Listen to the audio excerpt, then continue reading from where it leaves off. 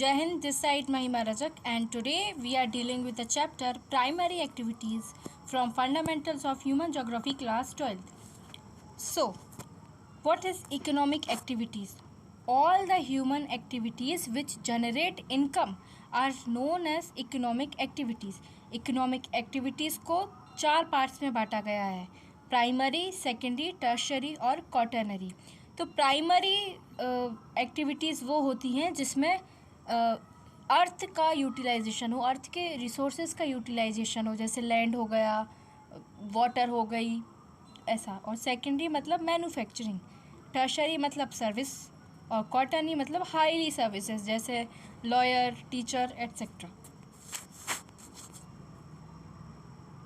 Primary activities are dependent or environment as these refer to utilization of earth resources such as land, water, vegetation, mining. It include hunting, gathering, pasture activities, fishing, forestry, agriculture, mining, etc. Hunting and gathering. तो hunting मतलब शिकार करना, gathering मतलब चीज़ों को इकट्ठा करके रखना ताकि उनको फ्यूचर नीड्स के लिए यूज़ में ला सके. जैसे कि गैदरिंग और जो हंटिंग है ये ओल्डेस्ट इकोनॉमिक एक्टिविटी है जिससे मनी आती थी, पैसे आते थे. This activities require very small amount of capital investment and operate at very low level of technology. कहाँ कहाँ ये प्रैक्टिस की जाती थी? अगर हाई लेटीट्यूड जोन्स की बात करें तो नॉर्थ कनाडा, यूरेशिया मतलब यूरोप एंड एशिया, और साउथ चिले. तो इसको आप याद ऐसे रख सकते हैं, CEC. C stands for Canada, E stands for Eurasia, C stands for Chile. और अगर हम लो लेटीट्यूड जोन्स की बात करें तो Amazon basin, tropical Africa, northern Austria and entire part of South east Asia. जिसको आप ऐसे ए से याद कर सकते हैं. A for Amazon, A for Africa, and then A for Austria, and fourth A is for Asia. 4 बार ये आ रहा है. ये सारे लो लेटीट्यूड जोन्स हैं. ये इसका पार्ट है. मैप में वर्क देखें तो देख सकते हैं. तो टॉपिक है हमारा पेस्टोरिज्म. तो ये इसका मतलब हो गया पशु का पालन करना जिससे मनी अर्न की जा सके. तो depending on geographical factors and technological development, जो एनिमल रियरिंग है टुडे प्रैक्टिस की जाती है सब्सिस्टेंस और कॉमर्शियल लेवल पर. सब्सिस्टेंस मतलब सीमित है फैमिली तक ही, फैमिली की नीड्स तक ही सीमित है. और वहीं कमर्शियल लेवल की बात करें तो ये लार्ज स्केल पर पशुपालन किया जाता है इसमें. तो ये पेस्टोरलिज्म है. इसकी भी 2 कैटेगरी, वाइल्ड कैटेगरी हैं. उनमें से है nomadic, herding. Nomadic it means जो एक जगह से दूसरी जगह मूव करें, और हर्डर्स इट मीन्स चरवाहे. Also called pastoral nomadism. It is primitive subsistence activity in which herders depend on animals. तो इसमें केवल वो एनिमल्स पे ही डिपेंड करते हैं. किसके लिए? फूड के लिए, शेल्टर के लिए, टूल्स के लिए, क्लॉथिंग के लिए, ट्रांसपोर्ट के लिए. और ये herders move from one place to another and each nomadic community occupies a well defined territory as a matter of traditional. तो ये कहाँ देखा जा सकता है? यहाँ ट्रॉपिकल अफ्रीका में बहुत कैटल का एक इम्पोर्टेंट लाइफ स्टॉक है. कैटल, वहाँ पे कैटल मतलब जो मिल्क प्रोड्यूस करती है. लेकिन वहीं अगर हम सहारा में देखें तो वहाँ पे शीप, गॉट्स, कैमल्स की ईयरिंग की जाती है.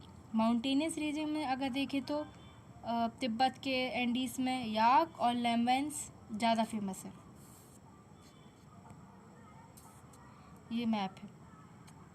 मैप में भी आप देखिए साउथ अफ्रीका का जो पार्ट है, नॉर्थ पार्ट है, यहाँ पे ज़्यादा हो रही है. उसके बाद ये एशिया, यूरेशिया का पार्ट ऊपर का. ट्रांसह्यूमेंस, ये 2 मार्क्स की क्वेश्चन आता है बोर्ड्स में. ट्रांसह्यूमेंस मतलब कि is a practice of migration from plain region to mountains during summer and again.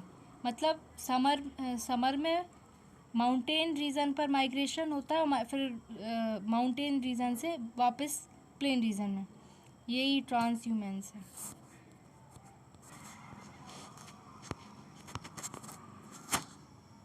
Subsistence agriculture, इसका मतलब होता है केवल अपने गुजारे के लिए जो फार्मिंग की जाती है वो इसमें इंक्लूड होती है।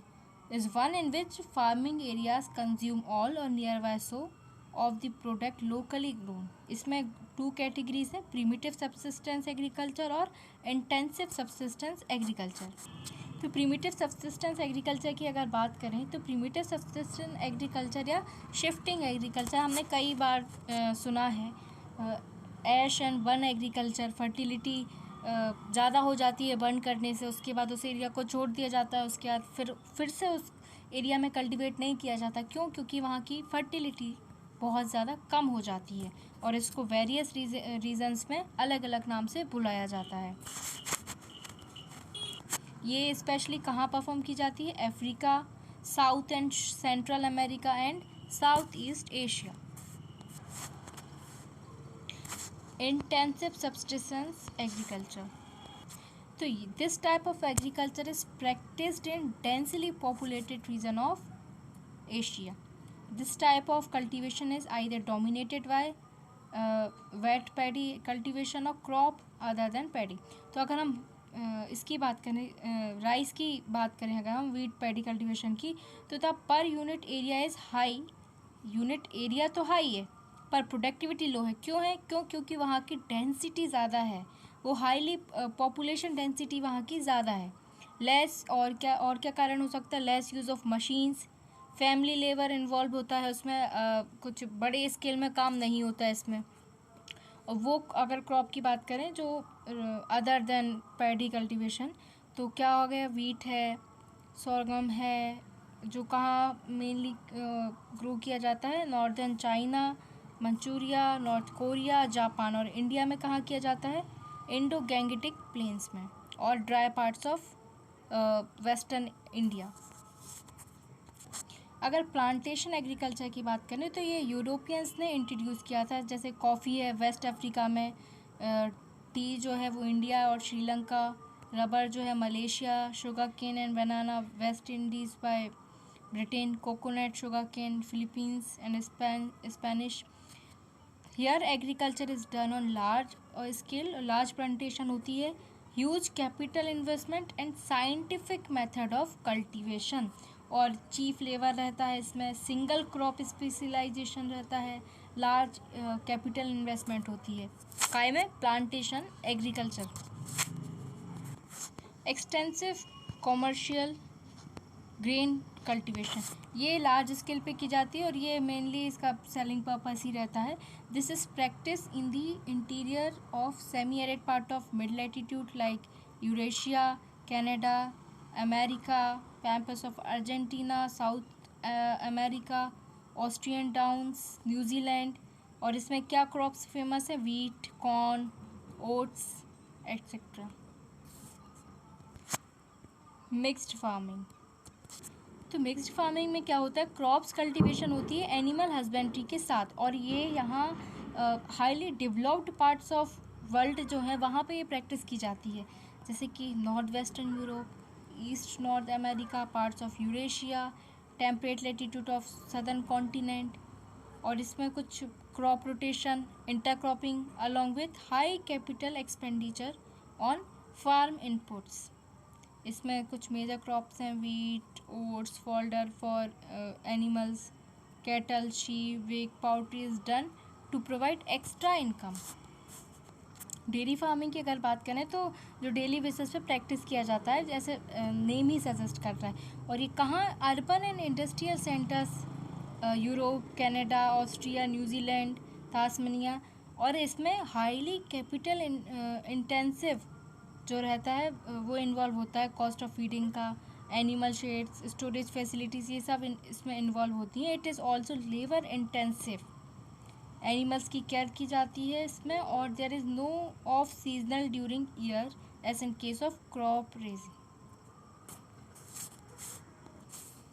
अगर मेडिटेरियन एग्रीकल्चर की बात करें तो Mediterranean agriculture is practised on either side of Mediterranean in Europe, North America to Atlantic coast और some parts of Chile, south America का जो पार्ट है, साउथ अमेरिका की कंट्री है, south western parts of south America, north western parts of Austria, ये citrus fruits के लिए ज़्यादा फेमस है।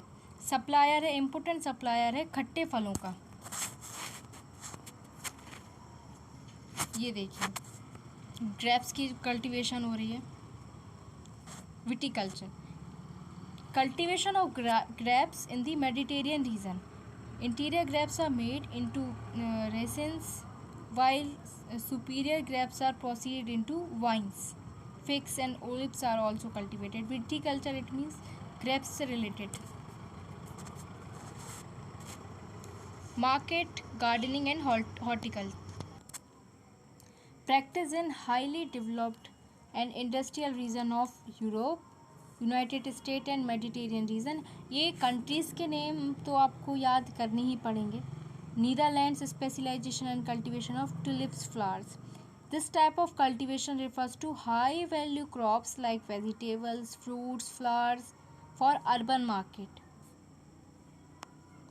Farms are small and mechanised. Trunk farming की बात करें तो specialise in the cultivation of vegetables only. The distance between the farms and our market can be covered through trunks overnight and its name is trunk farming. जैसे शायद आप सभी के यहाँ वीकली मार्केट्स लगता होगा, उसी में इन्वॉल्व होती है ये ट्रंक फार्मिंग। ये वेजिटेबल पर्पस के लिए अकेली जानी जाती है। फैक्ट्री फार्मिंग, ये factory farming refers to livestock rearing, mainly poultry and cattle. This is capital intensive, required maintenance, supervision, scientific breeding. It is practiced in industrial region of Europe and North America. इसमें भी high level चाहिए, special care चाहिए, etcetera. cooperative farming, under this farming group of farmers form a cooperative society by pooling their resources voluntarily for more efficient and profitable farming. profitable farming के लिए different जो farmers रहते हैं वो एक group create करते हैं, एक सोसाइटी क्रिएट करते हैं। There is help from society in buying and selling farm product. Individual farms remain intact. It is practice in Denmark, Netherland, Belgium, Sweden and Italy. Collected farming, collected farming farming की अगर बात करें तो ये based रहती है social ownership of the means of production and collective labour. Here farmers pool their resources through they are allowed to keep a small part of themself. Produce is sold to state at prefixed price. State को sold किया जाता है एक fixed price पर। Members paid according to the nature of work done. It is practised in Soviet Union, Kelhok in Soviet Union। Mining की अगर बात करें, माइनिंग मतलब कि मिनरल रिसोर्सेज का फ्रॉम द अर्थ से निकालना, एक्सट्रैक्शन करना, खोदना। Its development began with industrial revolution. Industrial revolution से हुई। फैक्टर अफेक्टिंग माइनिंग एक्टिविटीज़, तो 2 फैक्टर्स हैं। Physical factors related to size, grade and mode of occurrence of the deposit. Economic factor क्या है? Demand for mineral, technology, capital, infrastructure, labor, transport, cost, etc. Methods क्या क्या हैं अब इसके? तो सबसे पहला तो है surface and underground mining. Surface की अगर बात करें तो इसमें ओपर कास्ट माइनिंग होती है, close to the surface, surface पर ही क्लोज रहती है। It is easiest and cheapest. क्यों? क्योंकि सरफेस पे ही है तो इजी भी होगी और चीप भी होगी। अंडरग्राउंड की बात करें तो उसमें ड्रिलिंग मशीन्स भी लग रही हैं, लेबर भी उतना लग रहा है, तो वो ज़्यादा कॉस्टली भी होगी। और अंडरग्राउंड सजेस्ट कर रहा है नेम, डीप माइंस हैं, एफिशिएंट टेक्नोलॉजी का यूज़ करना पड़ेगा। The developed economics are retreating from mining due to high labour cost. Economy are becoming major exporter of minerals due to their large labor force and for better standard of living. Thank you. That's it from my side. I hope you like the video. Thank you for watching.